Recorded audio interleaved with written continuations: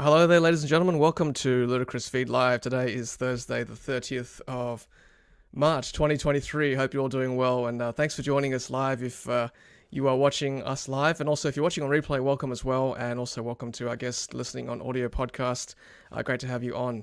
I've got a huge show lined up for you tonight. I cannot wait for this topic, which is, of course, the future of Evee ownership in Australia.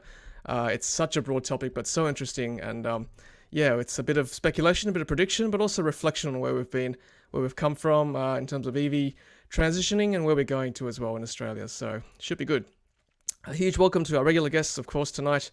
Let's get them on the show right now. And we've got, of course, Mr. Riz Akhtar from Carloop and also Mr. Rahul Prasad. Gentlemen, nice to see you both. Hello, Riz. How are you? Hey, Tom, going well. Hey, Rahul. Hey, everyone. Evening, everyone, and hello, Tom and Riz. Yes, nice to see you both. Thank you so much.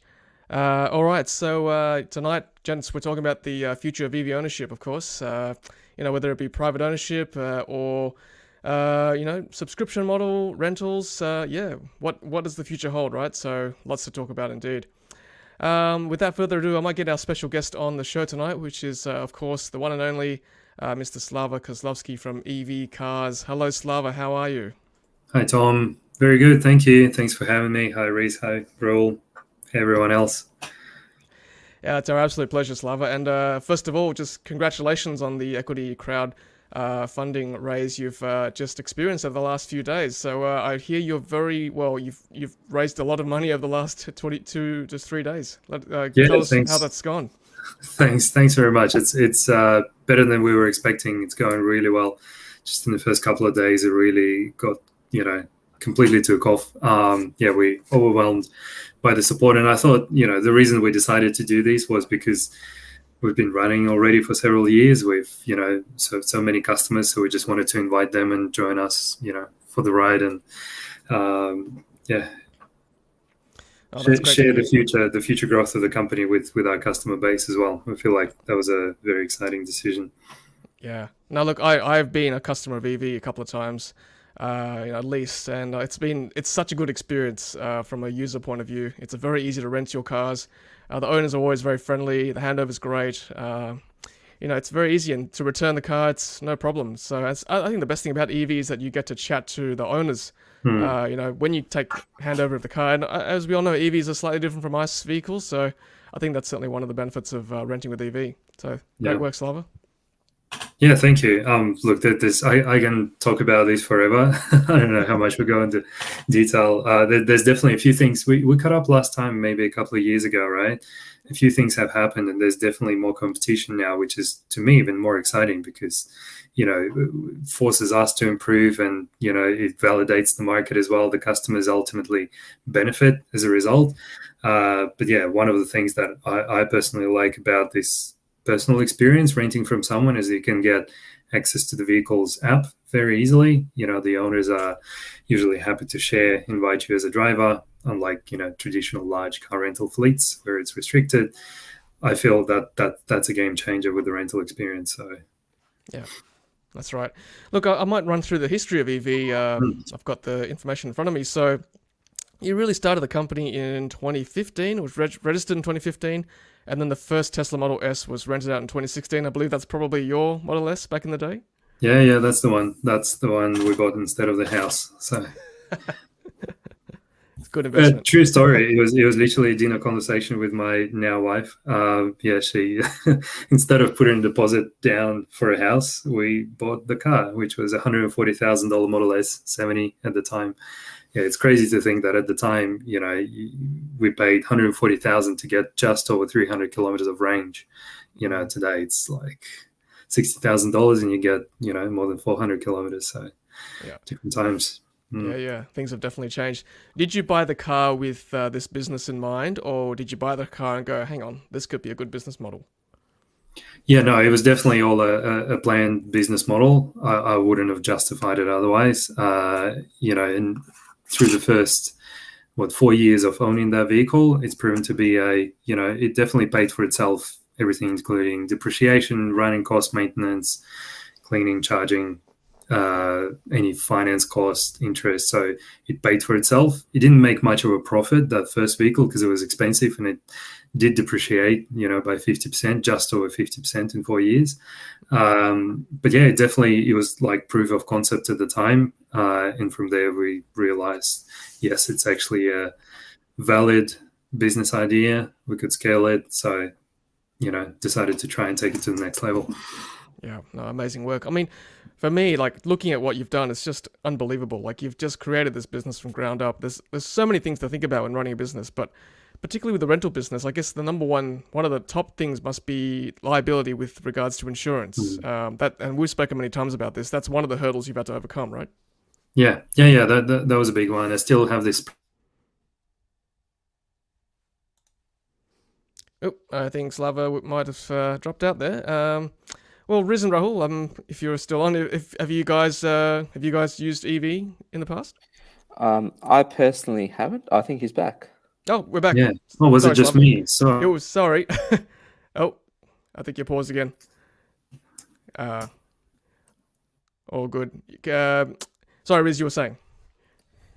Yeah, no, I personally haven't used Evee yet, but I've browsed the platform. Seems to be quite a lot of unique cars that you can't find from normal rental companies. Yep. And I mean, Slava and the team have been doing it for a lot longer than what, some of the more recent larger companies are offering electric vehicles through them. So a lot more people have gone through the platform and experienced what an electric vehicle's like. So yeah, well done to Slava and the team. Yeah. I mean, as you said, Riz, I as a content creator, I'm always looking for obviously new cars and different cars, and Evee is definitely one of those platforms I look at to try and hire something that's a bit different, even if it's a Model 3 or Y that's obviously everywhere. But if you see something a little bit different about the Tesla, then that's something I would definitely look at. Rahul, I mean, you've been on plenty of holidays with your family. I mean, what are the rental options like currently in Australia? Well, I mean, I haven't actually tried renting EV cars in Australia because obviously we choose to drive in our EV. Just easier to do that, I guess, and see more of the country. But yeah, overseas, have used Turo, and obviously have heard through people like yourself, Tom, Riz, and then also EV Brief from Twitter, who stated that they have used rental options from Hertz and Sixt as well. And then obviously Slava with EV cars as well. The options and the choices are obviously growing. And I believe, Tom, last night you were at an event with Sixt in collab with BYD. Do you want to tell the audience, because that obviously relates to what we're talking about today, a little bit more about that? Yeah, definitely. I mean, Slava did mention competition, and I guess, there's no doubt there is competition for the rental market out there. And certainly, the BYD event last night I attended was in collaboration with Sixt. We know that they are, starting to rent out BYD vehicles, and there's, I think, 500 at the moment. Well, these will be the first fleet of 500 BYD vehicles that Sixt will be able to lease out to people at $90 per day starting the 1st of May. I think my jaw literally dropped when Matt Beattie, the CEO, said that on stage. So that's quite impressive. Look, obviously it's a different rental experience from a traditional car company like Sixt or Hertz or Evee compared to what Evee's offering or even Turo's offering. You're not renting from owners as such, you're renting from a corporate. So the experience will be different. I guess with that you get the better pricing, generally speaking, of course. But one thing good about EVs, no matter what platform is, I think generally they are starting to realize that it's lower maintenance, lower costs from the company's point of view, and customers generally won't have to bring back the car full of gas or full of petrol. And Sixt, that they certainly made that very clear, in their speech last night, that you don't have to bring the car back, which is great because I think we've all been there where we have to scramble to the local service station at the airport before we drop the car off, and that's always a bit of a mad dash. So I think, that comfort of not having to do that, I think that's a big bonus. Yeah, for sure. Hopefully Slava will be on soon.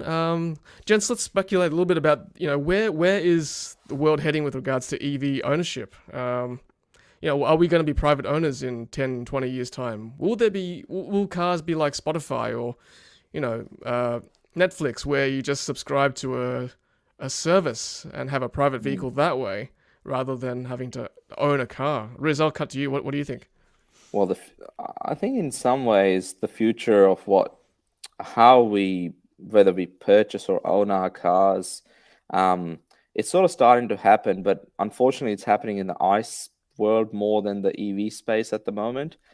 And by that, I mean, you can hire a flexi car, especially in the more populated air parts of our capital cities. You can hire GoGet or FlexiCar, one of those services, for as little as $10 to $15 an hour. And for those that only need the car occasionally, as long as there's enough vehicles available, means they just don't have to get a car. It's a huge expense to buy a vehicle. It would be better if there were electric vehicles, and I think that's where we're heading with it. And part of the reason behind, we know at the moment electric cars are more expensive than petrol or diesel cars.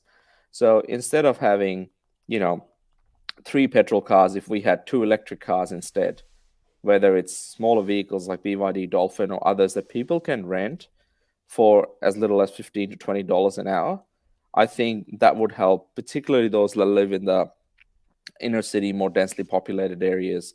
For those out in sort of regional areas, then it's long-term rentals, I think, will make more sense, because to outlay $50,000, $60,000, $70,000 on a vehicle is out of reach for most people. Yep. No, I agree, Riz. I mean, I tried out that service Omigo, which is, I guess, very select. They literally are only in very select sort of strata complexes and businesses. So they can only hire to people living in that complex. So it's a very closed model. But the concept is there, where you don't need a car if you're living in the city. You've got access to the city or a very close train station or bus stop.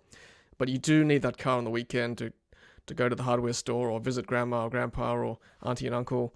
Having that sort of short-term rental at your disposal, I think that is definitely a model. Have you guys ever tried something like GoGet, those cars that you see on the street? Ever? Rahul, you're nodding your head? Yes, we have on multiple occasions. Obviously, being a family of 2 adults, 2 kids, but just with the one car, which is previously the Model 3 and now the Model Y. At times we've had to use GoGet. Unfortunately, they don't have electric vehicles available on their list, at least close to us. But that would be nice if that became the norm rather than the exception, looking into the future. But going back to your original question, Tom, I think my wife actually works in this space where it's called Nightingale Housing, which is about community housing, apartment building blocks where you build communities. You build 4, 5, 6 apartment building blocks, all sort of very close together. And the idea is that it's cheaper for residents because they don't have access to basement car parks. They're close to trams, they're close to public transport. But however, families will always need options to, say, a car. And that would be good if they had electric car as an option rather than just a normal diesel or a petrol running option. And I'm sure people who live in those buildings or apartment building blocks as a community would definitely choose to go to that green choice rather than using an alternative option. No, I mean, I've not used GoGet, but I have used I've used what used to be called Car Next Door. I think it's now called Uber Car Share. So a very similar concept, where you basically hire a car from someone. It's all touchless. You don't have to meet this person. But if I say wanted a van for the weekend to get something from some shop, big piece of furniture or whatever, then it's easy enough to just hire something for like a day, pay the rates. But you're right, Raul, having that as an EV, having like a charger on the street that you can plug in and unplug, and people can use that fairly readily. I think surely that's around the corner. I mean, I saw this in Singapore like 5 years ago. I think Blue SG, I think they're still there, where they've got chargers on the street. It's like a French car. I can't remember the brand, but it's exactly what I described. Like plug in, use it, and plug it back. Take it out to use it, then plug it back in when you return it. It seemed like a pretty basic model. and hopefully we can introduce here. Let's take some comments from the audience. So thank you everyone for watching. Hi to all the members too. I can see there. We see Gaffer in there. We've got Greg. Hey Greg, as well, and I see Charles on as well. Hey guys, thank you so much for joining us tonight. So Greg says, I'm off to the US next week and really surprised that most of the big rental companies have Teslas as the cheapest cars to rent and can only think of regular people and tourists don't want the hassle. Yep, that's very true. Yeah, I mean, Tesla certainly, that's probably the number one car for rent at the moment in Australia anyway. And Raul, you've rented from Turo, haven't you, in the US? There's certainly more Teslas than any other brands available. Yeah, most definitely. And the whole experience was so easy as well, with pricing as well. And I think we ended up renting a Model Y Performance for about 5.5 weeks in total. And yeah, touchless experience was delivered to us at LAX airport, and then we handed it in at the end, and that was just an amazing experience. We would do that in a heartbeat again. Obviously, we paid a little bit more of a premium, but the fact that we didn't have to worry about gas, as they call it in the States, or turning up to a fuel pump or whatever and pumping gas into it, or there's Tesla chargers everywhere, especially in California. Amazing experience. And yeah, so going from that experience, our daughter's never experienced anything apart from an electric vehicle. That was the start for her. I don't think she's ever going to look back. That's pretty much everything that she's going to know from this day onwards. So yeah, very, very happy for that. Yeah, lucky girl. Yeah, Greg also says she's getting a Model Y from the US. Could not believe it's cheaper than a two-door compact. There you go. The rental companies are starting to finally catch on. It's cheaper to maintain, definitely. All right, so I guess the other aspect of the future is, if it's not subscription, is it something like autonomous fleets, where like obviously robotaxi comes to mind? Is that, how far are we away from that? Obviously not soon, but that's certainly another option apart from car rentals, where someone comes and pick you up, or the car comes to pick you up to go to work. Yeah, interesting, for sure. I think Slava's pretty close to coming back on, so we'll get him on very soon. Got a question, just a general question from Dean here. Hey Tom, I've been considering buying a Tesla Model Y and recently noticed the mobile charger is no longer included. Should I buy the Tesla charger, or is there a better third-party option? I think if you're considering the you're talking about the UMC, I imagine, the slow charger, then I'd probably stick with Tesla rather than something else. I've not used a non-Tesla slow charger, like one of those 10 amp chargers with Tesla, so I can't comment on that, but the Tesla brand is easy enough to use, so that's what I'd recommend. Anyone in the audience rented from Evee or any other rental companies in Australia? I want to hear more about your experiences, whether it be Hertz or even Six. Six have got some cars now for electric, so yeah, let us know in the comments. And also anyone who's actually signed up for a subscription, like through AGL or one of those other companies that allow you to, I guess, rent or lease a Model Y from AGL instead of buying it outright. Seems like a good model. Normally they come with a charger or some sort of EV electricity plan. So yeah, see whether you think it's good value or not. Yeah, gents, thoughts about those subscription models? Have you looked into that at all, Riz?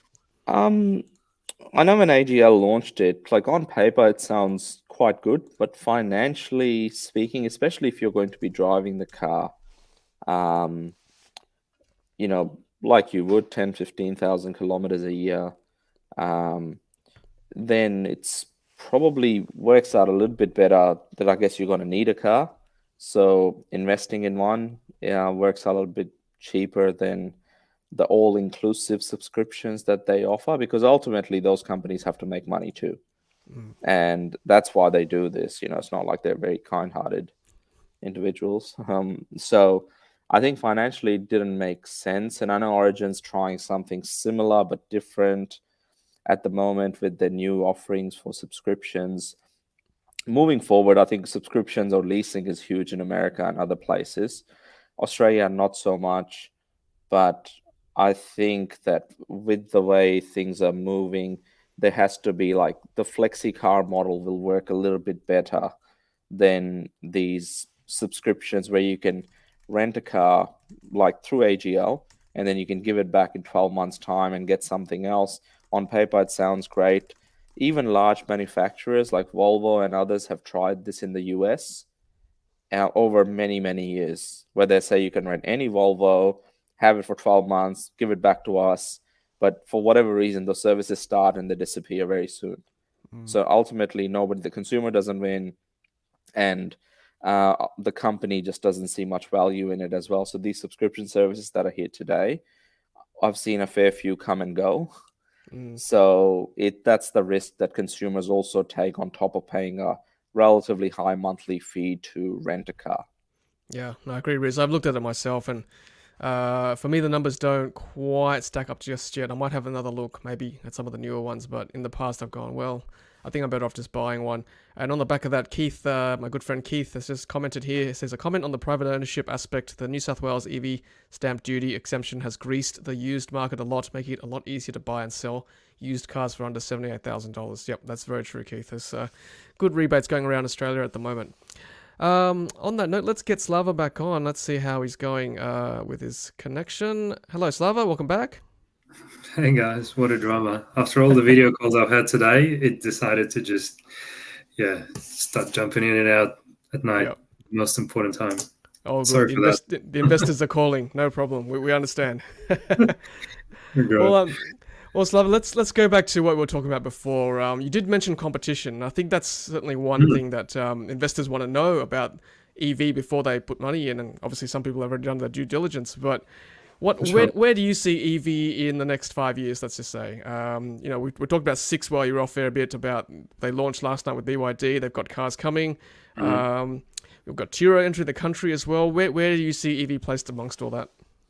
Yeah, that's great. Well, obviously, the first thing that comes to mind is we do focus on electric vehicles only. So that means for both the renters, if you're looking for cars, you're not going to be filtering through, dozens of petrol vehicles just to find the one that you need.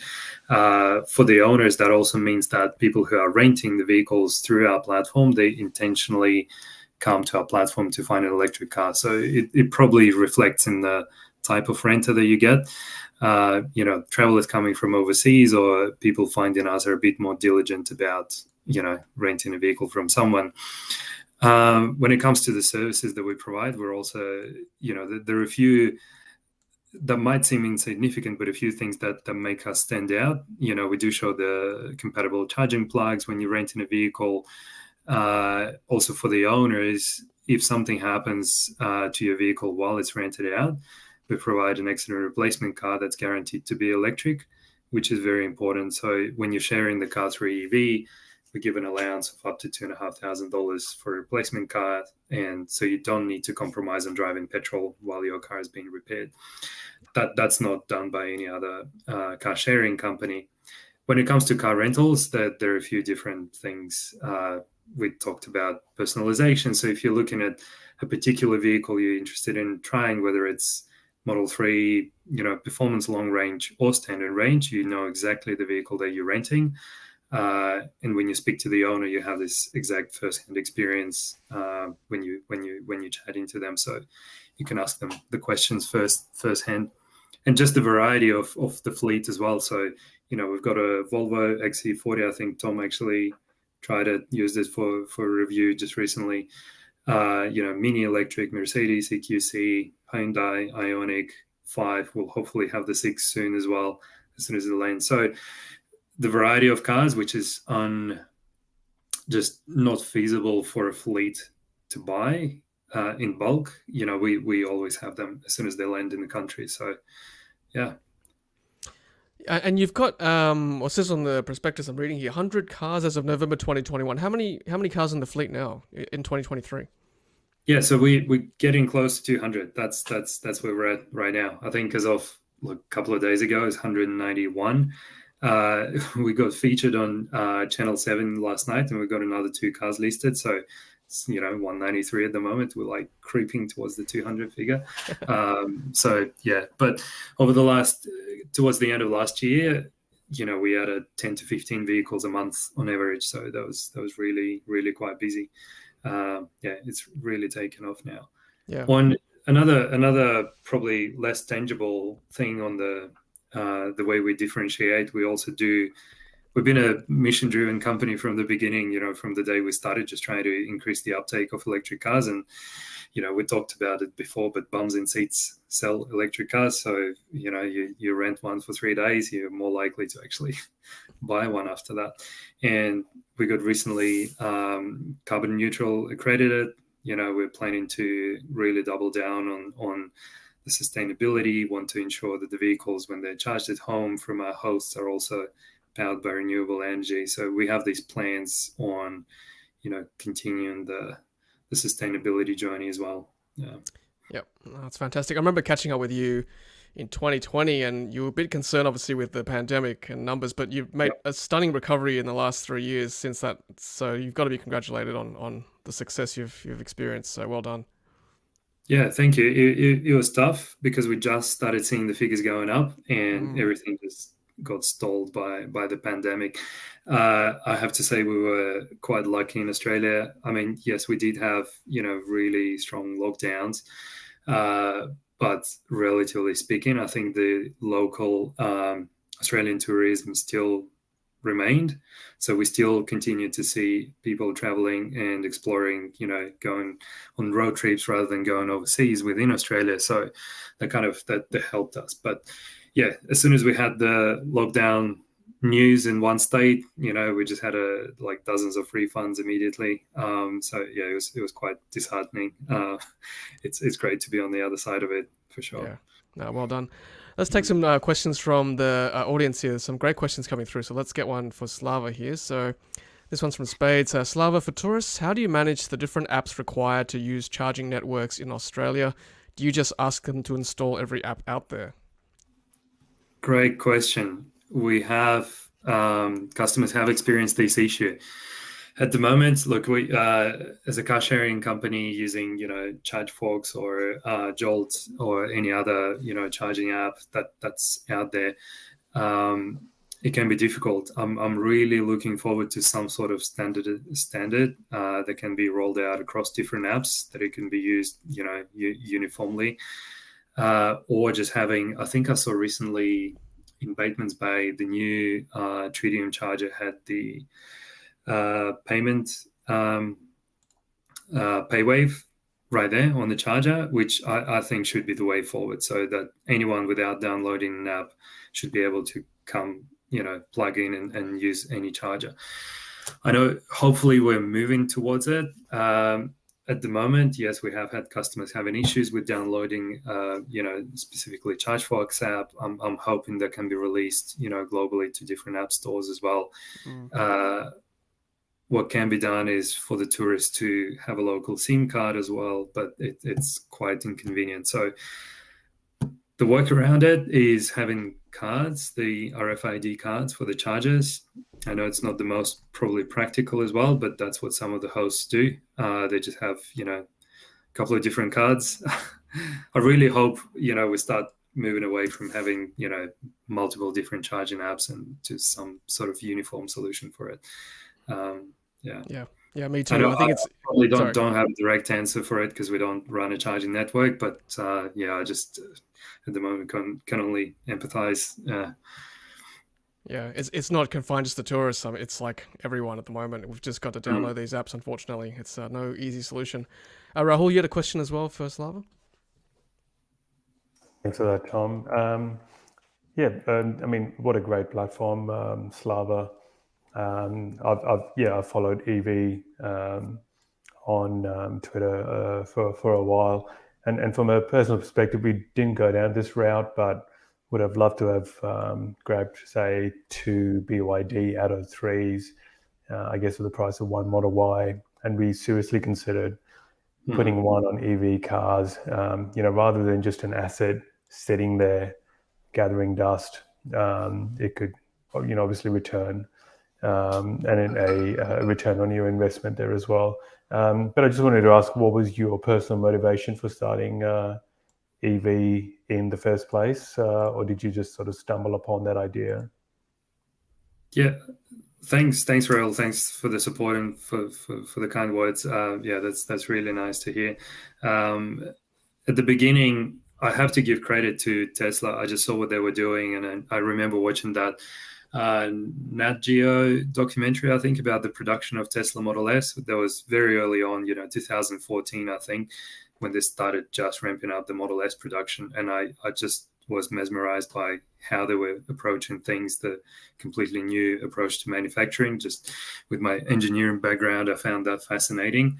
And when they started to arrive in Australia, I thought they are amazing vehicles, but unaffordable to so many people. How can we get more people behind the steering wheel for them to actually experience what it's like? And at the time, it was actually quite intimidating even showing up at the Tesla showroom, because it was the cheapest car was $140,000, and you didn't feel like you could just walk in and give it a test drive. So basically put myself on the spot and said I will be the one walking into that showroom and getting that first vehicle. But yeah, the whole idea behind it was just to get more people exposed to the electric vehicles future, hopefully get them excited about it, and obviously personal motivation as well. I mean, I love these cars. I wanted to try what it's like. I wanted to kind of put myself into that industry and drive more of electric vehicles and help promote them. Yeah. Cool. Slava, question from Greg. How have you found getting repairs done on EVs? For example, Tesla repairs are pretty long, and I guess as an extension of that, how much downtime are you experiencing from cars, guess getting hit or getting injured or whatever from renters? Yeah. Good question.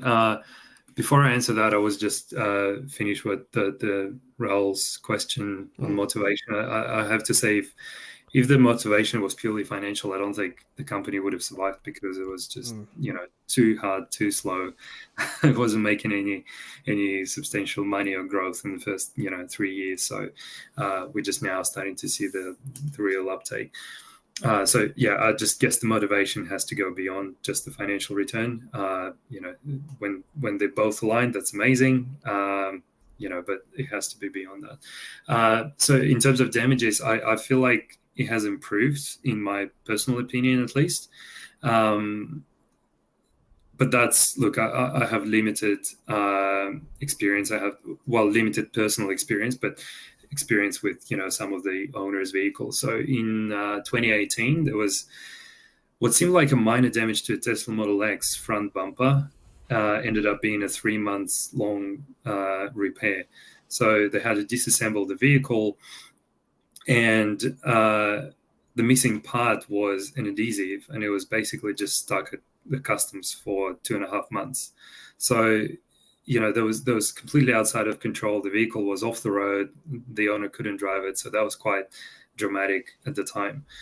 The probably biggest repair that we had to conduct more recently was probably 1.5 years ago, as a replacement of a battery on a performance Tesla Model 3. Sorry. The owner was actually driving himself, drove over. Don't remember. There was something left behind near a construction site, and he drove over it, and that penetrated the battery that needed replacement. So that was also quite a dramatic one. The vehicle was obviously not drivable, and also took a couple of months just to get the battery into Australia. From what I'm seeing now, any kind of less major repairs, we're not seeing many delays at this point. I wouldn't call it any, at least as dramatic as that. How often that happens? Minor damages do happen. That's just a matter of people driving cars on roads. That there are things that happen. So wheel scuffs, minor bumper damages do happen. For those, you don't need to necessarily go to Tesla authorized repairers. These can be done at general body shops, and if it comes to a claim, then any kind of structural work obviously takes longer, but most of the time, any delays are generally just due to parts delays, unavailability, which, from my perspective, has improved recently. That's good. Yeah, I think certainly in the last couple of years there's been supply issues, but I think the time frames are coming down. Good point from Peter Cook here. The RFID cards, just back to having to install apps. You can pass your RFID card from the owner to the renter, and he's used his old AT Actor Waggle card on ChargeFox and Evee chargers, and same with Charles. He's saying the same thing. Who rent out Evee have a separate single RFID card which is linked to both ChargeFox and Evee to cover most of Tasmania. Give this to the renter and their charging is included. So I imagine most of your owners do that too, Slava. Yeah, well, I'm doing it myself. I'm renting out still a Model 3 now as well, and I will probably continue doing that. I just enjoy the process and meeting the people, and it's great. I just haven't had an issue. Look, I understand this would definitely be more of an issue. We have a Tesla Model 3. If it's non-Tesla, I think the customers are more dependent on obviously other networks. That's when I would more strongly consider adding an RFID card. With Tesla, look, it is still, from my understanding, the most widespread network, the supercharging network. I'm really happy they are opening up to other EVs. So yeah, that will definitely help with long distance travel as well. But yeah, at the moment, I think Tesla are still less reliant on other networks at the moment. So yeah. There's some questions coming up from Daniel. I just put some of these up. So what is the renter's daily distance allowance? I think this is variable, isn't it, Slava, according to the owner's preference? Yeah. So it used to be just a fixed 250 kilometers a day, which on average, when people are renting our vehicles, they travel about 160 kilometers a day. So 250 is more than enough. Occasionally, you would get a renter who would drive 2,000 kilometers over a weekend. But if you just take it over, over the whole year, the average is 160. So, but it's variable so the owner has the ability to set this up, whether it's a limit or unlimited. Unlimited, obviously, more attractive to the renters because you just don't have that, odometer ticking on the back of your head. So we suggest keeping it unlimited, but if you are more concerned about the wear and tear of your vehicle, or if it's a more premium car, Tesla Model S or X, you might consider having that restriction on it. Yep. And another question from Daniel, will NRMA insurance coverage be voidable if owner registers with Evee? I think you've got to take up a specialized insurance with Evee and you can't use your NRMA one, I believe. Yeah, that's right. So NRMA, look, I don't think I can quote their PDS. They say they allow car sharing when you on their policy, but it doesn't mean they will actually cover if an accident occurs while you're renting your vehicle out. So allow means they won't cancel your policy, something like that. So we've got that solved by partnering with a specialized car rental underwriter. So you simply switch the insurance policy to us, and that covers both your personal use as well as rental use. You don't need to worry about these restrictions or exclusions on generic insurance policies. Yep, good. Yeah. And you can obviously put your car on different platforms. Like if you want to drive Uber, you can list on Evee and Uber as well. I can't see why there'd be an exclusive one or the other. Sure. Yep.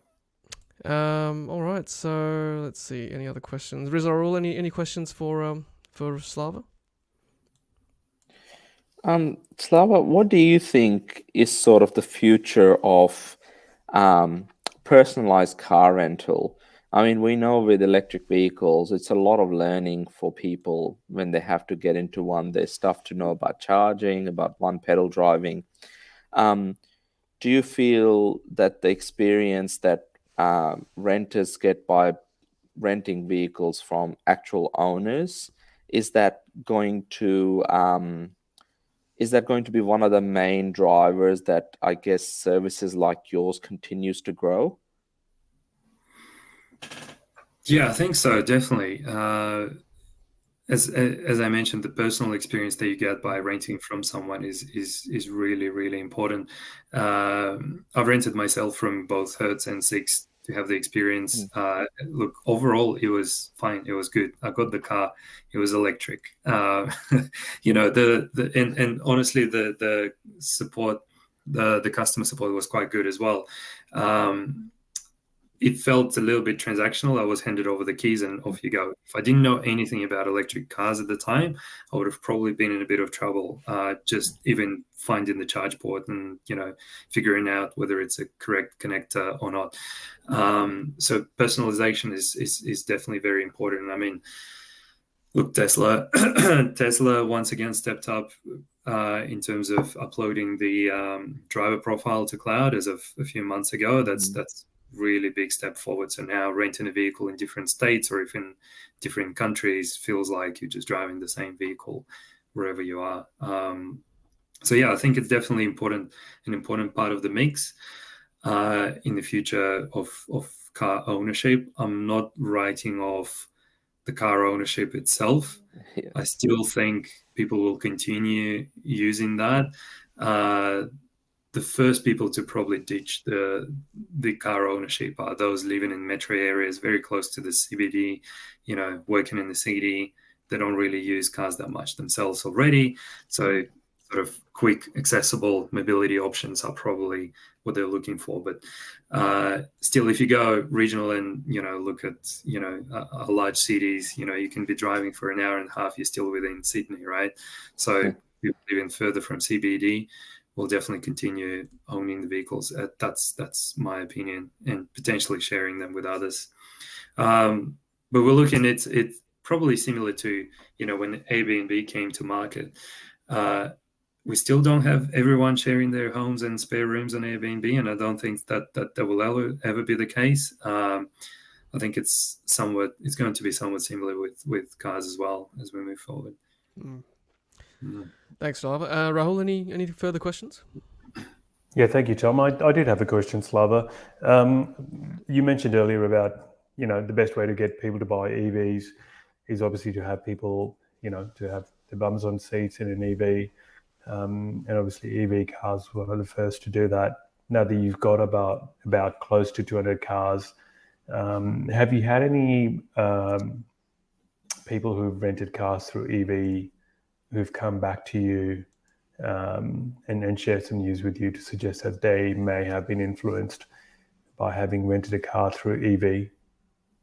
Yeah, for sure. It's actually been quite inspiring to launch the crowdfunding campaign, because I've personally heard, and our team members heard, stories from people who rented the car a few years ago, then bought one, and now they're investing in the company as well. So it's the full journey. And when they bought the car, then sharing it, definitely crosses their mind. Once again, it's not for everyone, but for those who do, it does work financially quite well. So so we love these stories when, we see someone getting inspired by electric vehicles, buying one, sharing it with others, and just creating this chain reaction, basically, of electric vehicle uptake. That's our dream coming true. Yep.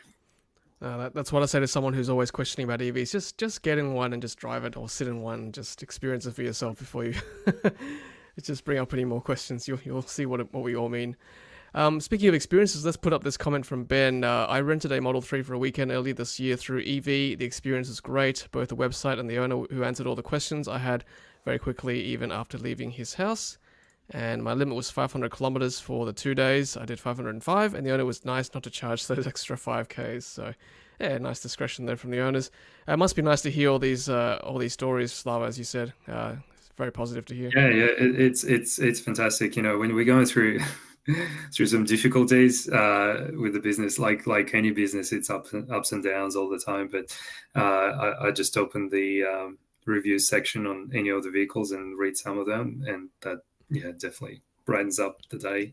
And I encourage the team members to do that as well, because some of the experiences are really quite special. Yeah, stay on the positive. Speaking of the positive, Slava, let's talk a little bit more about the future of EV.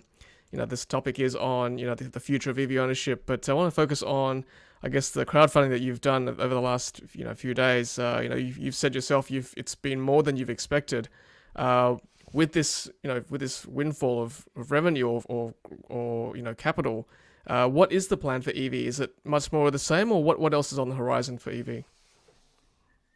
Yeah, as always, look, the core focus for us after the capital raise is to continue growth in Australia, and so it's product development and growth. We have many new features. We want to develop a mobile app. There's many things that we want to improve continuously on the customer-facing front, and also continuing the growth. We know how marketing channels work. We're confident in them. We just need a bit of fuel to make sure we actually continuing on the growth trajectory that we have been over the last few years. So these are the two, and also we just recently launched in New Zealand as well. We should have the first vehicle listed this week, so it's happening as well. It all started with one car in Australia as well. Now we're close to 200, so very early days in New Zealand. Throughout 2022, we actually worked through all the regulatory requirements, the tech customization, everything that was needed to launch there. So we were building the platform from day one as scalable and replicable overseas. So we'll definitely be looking at expanding further as well. That's the main idea post capital raise. Yeah. Is Evee always going to be a car sharing platform? Are there any plans for any diversification, like in terms of owning your own fleet, perhaps like a traditional rental company, or not on the horizon? Yeah, good question. That's a thank you. There are many services, I would say, that tie into the rental experience. Today, naturally, many of our customers, it's the first time they're driving an electric vehicle, and once they realize, okay, it's actually more convenient than a petrol car, it's cheaper, it's faster, it's healthier, cleaner, all these benefits, they're thinking of buying one. So yes, we are thinking of how can we assist customers in the purchasing journey as well through the partners, whether it's finance agreement or helping them find the right vehicle or finding the best electricity plan for their vehicle. So most likely this would be rolled out through our partners, not necessarily directly through Evee, but definitely through partnerships, because there are so many exciting startups growing in Australia now in the electric vehicle space, whether it's subscription or sales marketplaces, etc. It's just very exciting to be working with them. So we'll definitely try to expand on these, but we do know that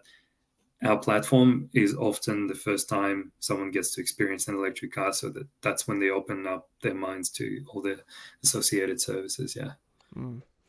We were talking earlier about subscription-based models, actually, speaking of, like, for example, AGL are offering a subscription model where you lease a car, so to speak, paying a certain amount every month or every week. Is that something you're concerned about, or is it not really, because the market is so big enough to cater for both rental and subscription? Yeah, we've actually had a few conversations with AGL, with Carbar previously as well, how we could collaborate. These are definitely complementary services. They're not competitive.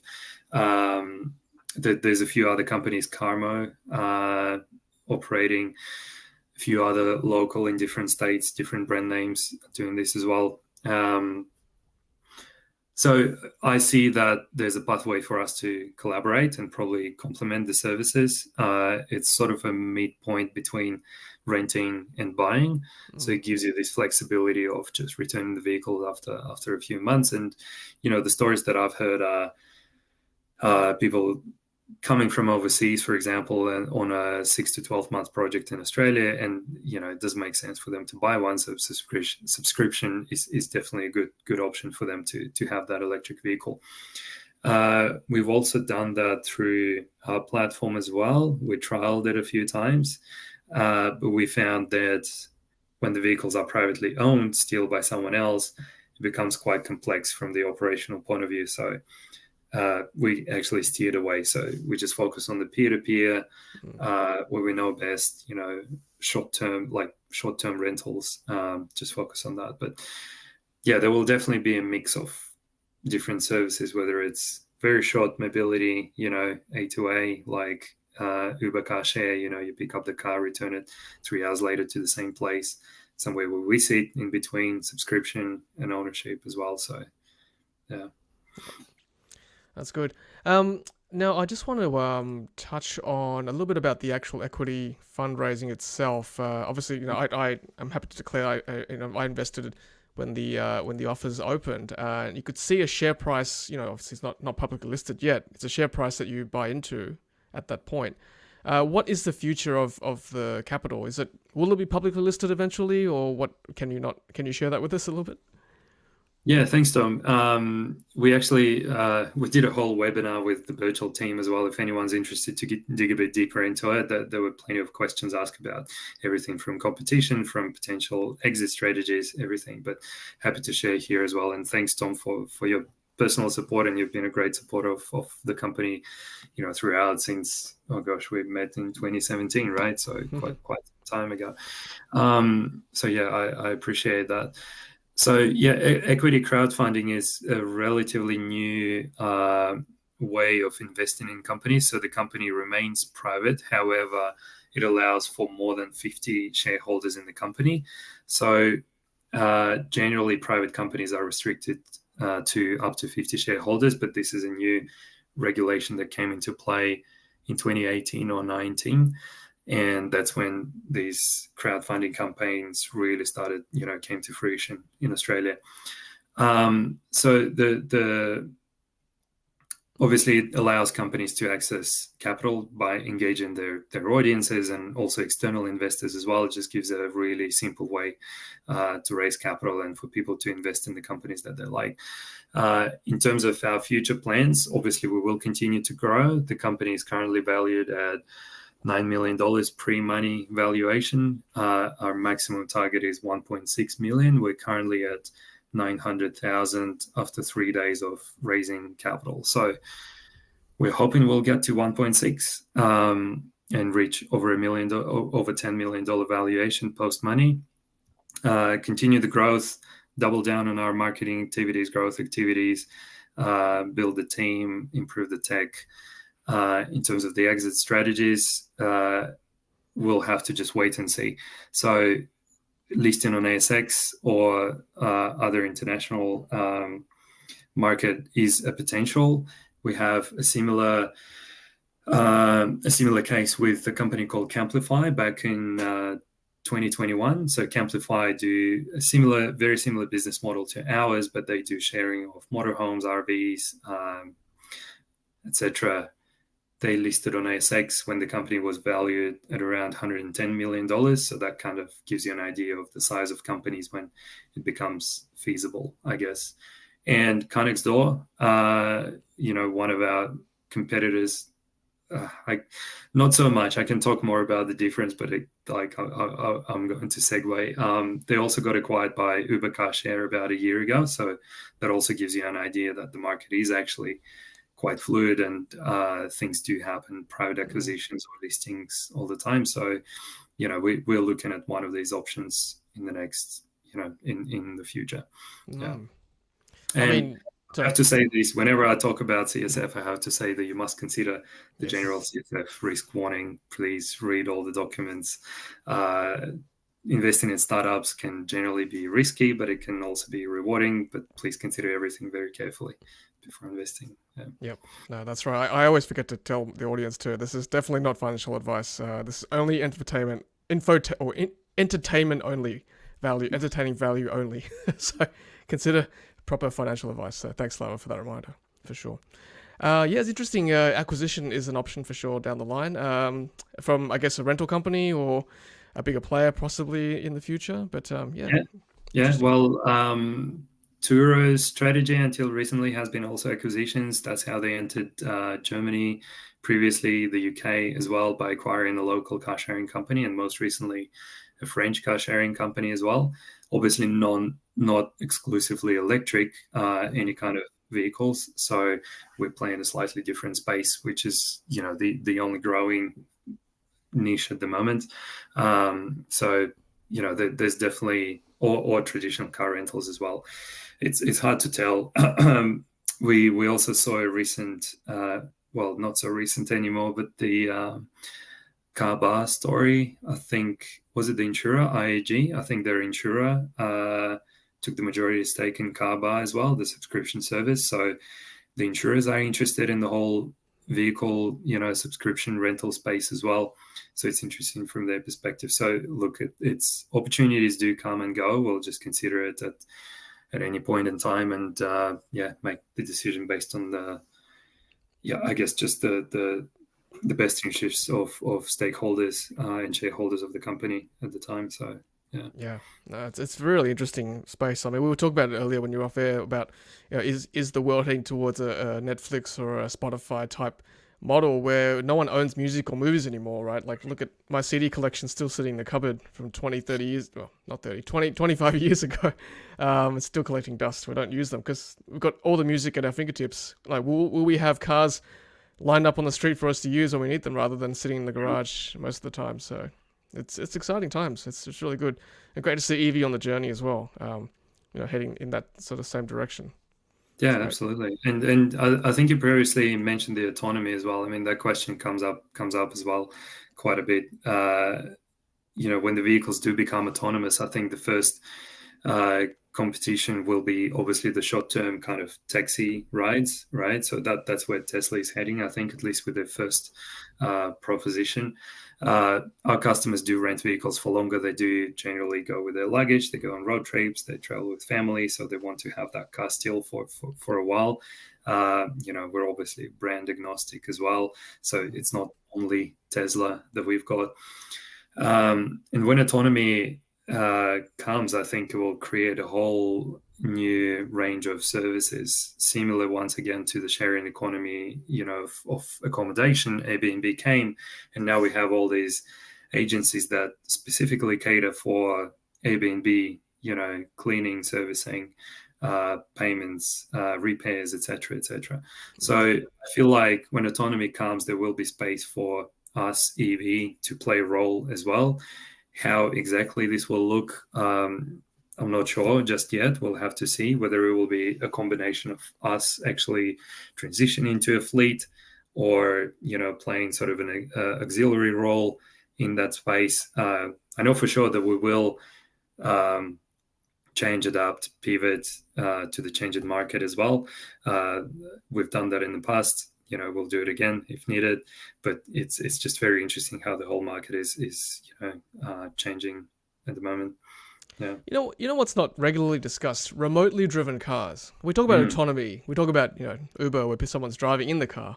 Is there a room for a market where someone's sitting, halfway across the world in an office, driving the car by wire down the street here in Sydney? It's possibly safer for the driver, right? I mean, the car is kind of autonomous, but it's a human driving somewhere in who knows where, right? I don't know. Just a thought that came to my head. A lot of responsibility too. I think that's quite exciting. I know some of the companies in the States are trialing that. It's basically home delivery of the rental vehicle. So they do that. I don't think they're doing it with the passengers being in the car at the moment. I might be wrong. So they do it while the vehicle is actually completely empty. I might be wrong on that. So don't quote me on that. Yeah. Might have touched on a business idea there. Yeah. All right. Well, I guess we're coming close to the hour mark. I might just cut to Rez and Rahul. If there's anything else you guys want to ask Slava before we wrap up.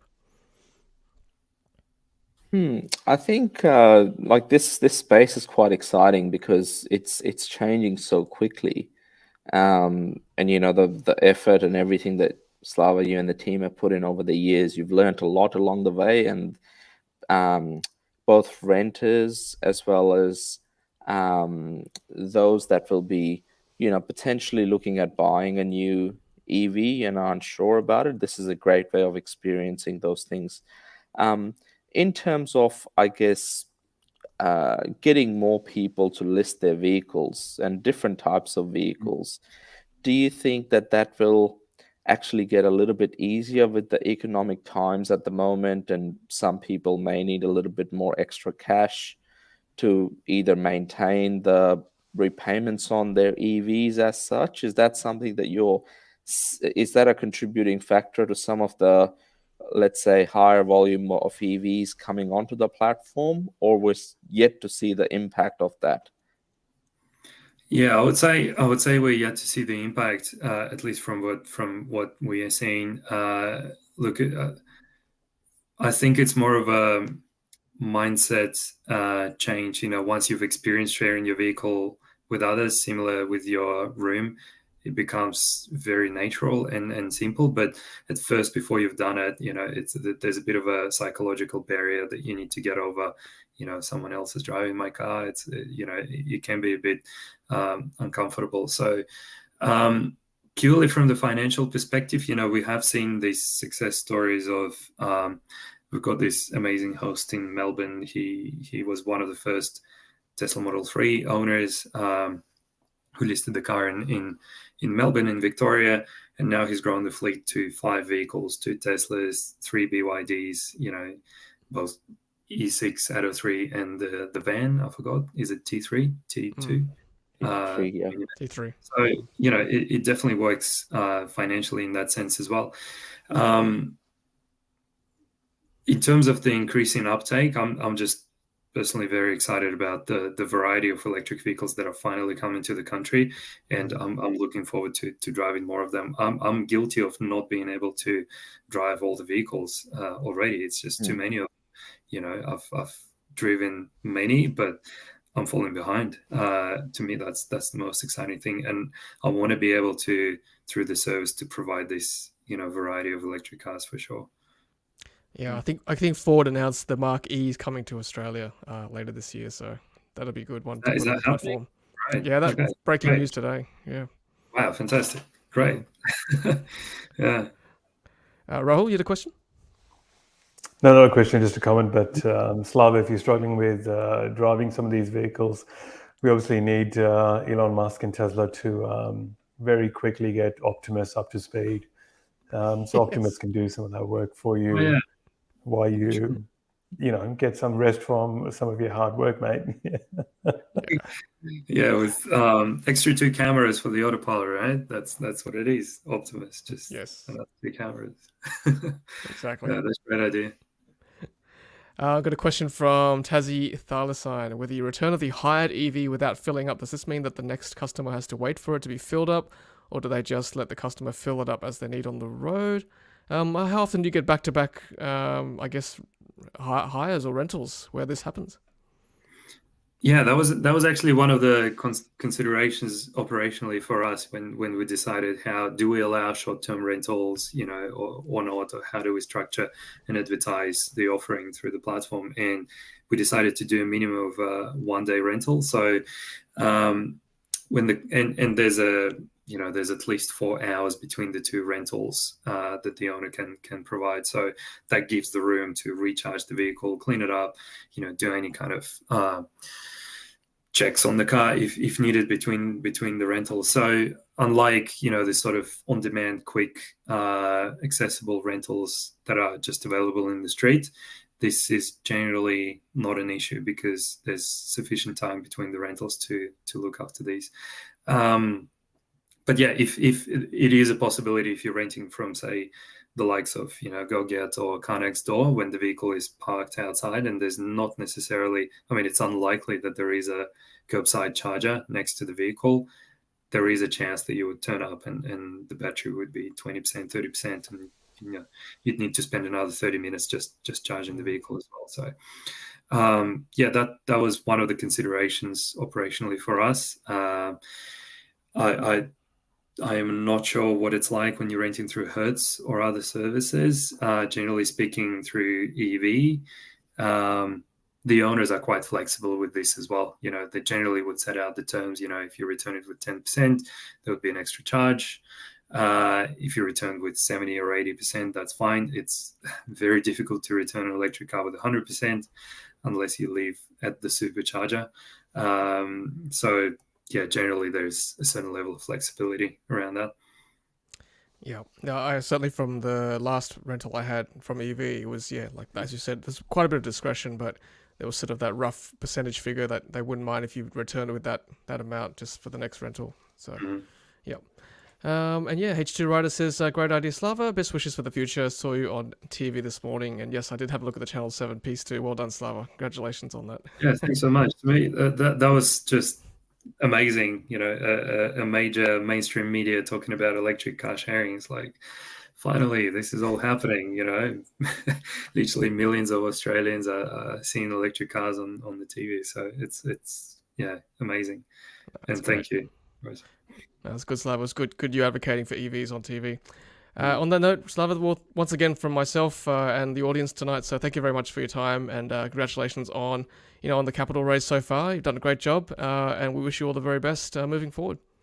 Yeah, great. Thanks very much. Thanks, Rees, Raul, Tom, of course, and thanks everyone who participated today. Yeah, great to see everyone. Thank you. Yeah, we'll watch those figures climb, and thank you, Riz and Rahul, as always. Anytime. Yeah, very exciting, Slava. Hopefully it all goes really well. And yeah, with the amount of EVs coming on, I think it makes sense for a lot of them to end up on a platform, which no other platform in Australia can do that at the moment. So yeah, really looking forward to seeing how things go. And yeah, it's going to be exciting. Great. Thanks very much, Rees. Thanks. And likewise for me, Slava, congratulations on the crowd equity fundraising. I hope you reach your target. Great work, and we wish you amazing success for the future with Evee. Great. Thanks very much, everyone. That's quite humbling. Yeah, I appreciate all the support. Thank you.